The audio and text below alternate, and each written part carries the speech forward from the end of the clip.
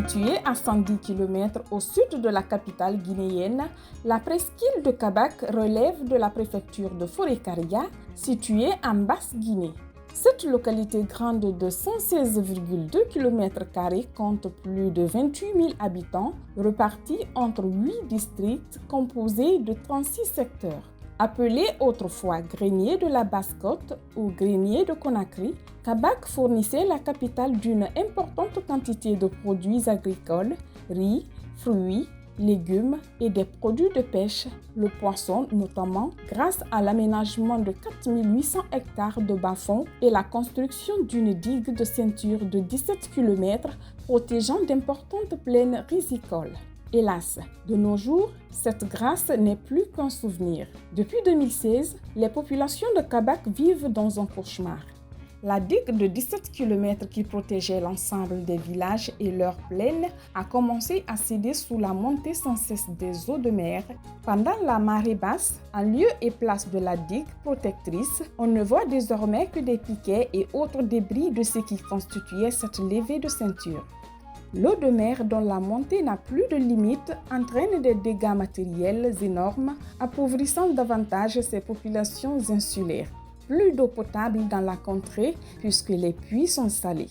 Il faut débourser des moyens pour acheter des sachets d'eau. Nous ici, il n'y a pas d'autre activité ici. C'est seulement la pêche et l'agriculture. Mais actuellement, nous souffrons énormément parce que l'eau est en train de nous bouffer. Nous ne savons pas les causes de cette montée des eaux. Nous n'avons pas d'eau à boire aussi. Nous n'avons pas de latrine. Il y a des gens qui envoient de l'eau en sachet ici. C'est ce que nous achetons pour boire. Ces sachets plastiques impactent notre activité de pêche. Parce qu'on jette ces déchets plastiques dans la mer. Et quand nous jetons nos filets pour pêcher, on ne gagne aucun poisson. On ne trouve aucun poisson dans cet endroit. Grâce à ces sachets d'eau, nous buvons. Mais ces sachets ne sont pas bons ici. Ils ont détruit nos champs. L'eau a démoli notre mosquée. Là où on habitait, l'eau nous a chassés de là-bas. Nous vivons dans des baraques. Quand nous sommes couchés, les crabes entrent sous nos lits. À Kabak, nombreuses sont ces habitations qui sont englouties par l'avancée de la mer. Les populations déplacées pour la plupart vivent dans des maisons de fortune et sont confrontées à un véritable problème d'ordre sanitaire. La vétusté et le manque d'infrastructures scolaires et d'enseignants caractérisent le secteur de l'éducation dans l'île de Kabak. Nous n'avons pas de route. Nous n'avons vraiment pas de route. D'abord, c'est à la rentrée du village que tu enlèves tes paires de chaussures pour marcher. La boue peut te prendre jusqu'au niveau des cuisses. Le pont que vous voyez, c'est nous qui l'avons fait. Nos chefs ont fait de leur mieux. Si les grands chefs ne nous aident pas, ce n'est pas bon. Si le gouvernement ne nous aide pas, ce n'est pas bon. Nos maris coupent les bois et nous, on les transporte. Il faut rappeler que 6 à 7 localités ont été déjà envahies par les eaux, ce qui a entraîné le départ de 42 ménages contraints d'abandonner à la fois leurs habitations mais aussi leurs terres agricoles. Pire, les enfants scolarisés ont été contraints d'abandonner leurs études, faute de moyens et de soutien de leurs familles, appauvries par la perte de leurs terres et de leurs habitations. Depuis l'eau de mer a vraiment inondé certaines parties de Kabak, on a trop de problèmes. Surtout même si quand vous dites aux parents de l'air depuis 3 000 francs pour au moins penser aux communautaires, c'est des problèmes. Plusieurs localités de l'île de Kabak ont disparu de la carte. Certains de leurs habitants dont les champs ont été détruits migrent dans les villages environnants, tandis que d'autres choisissent de nouvelles terres. Là où il y avait la mosquée, là où nous sommes arrêtés, c'était le centre de Kolimodia. L'eau a détruit ce village. Toutes les belles maisons d'ici ont disparu sous l'effet de l'eau. Les puits qui étaient là, la montée de l'eau de mer les a tous détruits. Notre grande mosquée était ici, à ce niveau. La longueur faisait 15 mètres et la largeur 14 mètres. C'est quand ici a été inondé que Pata a été créé. On vit dans les bas-fonds pour cultiver. Mais si tu ne peux pas cultiver, tous les jours il y a des dégâts.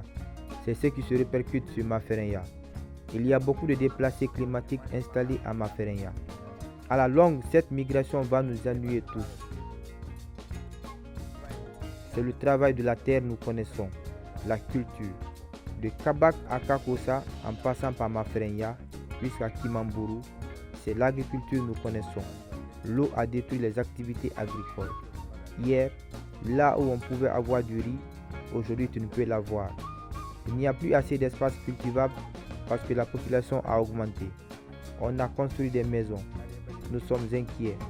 Ceux qui sont venus s'abriter chez nous n'ont rien à manger. Le peu qu'on cultive ici, c'est ce qu'on se partage. Ça entraîne la famine. L'espoir de Maferenya reposait sur Kabak et Kakossa. On vivait à leurs dépens. Ceux qui étaient cultivés là-bas, on vivait tous de ça. La destruction de ces endroits nous impacte aussi. Kabak est aussi victime des actions de sa propre population qui contribuent à dégrader l'environnement par leurs activités, notamment la coupe abusive du bois pour la cuisine, la saliculture et le fumage des poissons. L'ONG Sauvons nos îles, préoccupée par des menaces qui pèsent sur l'île, met un accent particulier sur le plaidoyer et la sensibilisation pour toucher le maximum de personnes sur l'urgence climatique à Kabak. Nous sommes là dans le cadre de la mise en œuvre d'un projet financé par la Fondation Osiwa. Le projet s'intitule Projet de protection et de préservation de l'île de Kabak. Nous avons beaucoup entendu parler des problèmes de Kabak et c'est une occasion pour nous de montrer à la face du monde que Kabak est vraiment menacé et que ce problème est dû non seulement à la montée des eaux qui détruit les champs agricoles et aussi les maisons.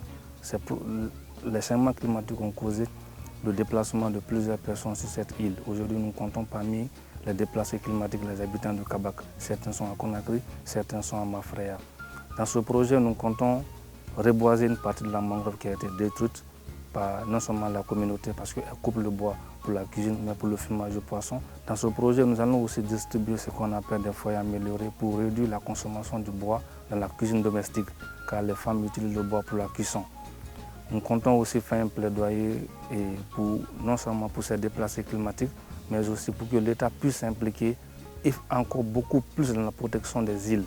Parce que nos îles sont menacées, vous venez de voir avec le témoignage des différents jeunes qu'il y a plusieurs villages qui ont disparu et plusieurs autres villages sont encore menacés. Certains vont quitter parce que l'eau a détruit les maisons, certains vont quitter parce que l'eau a détruit les champs. Attachés à la terre de leurs ancêtres, des populations de Kabak préfèrent reculer dans l'île pour se construire des maisons en baraques. L'essentiel est de rester en contact avec la terre des ancêtres.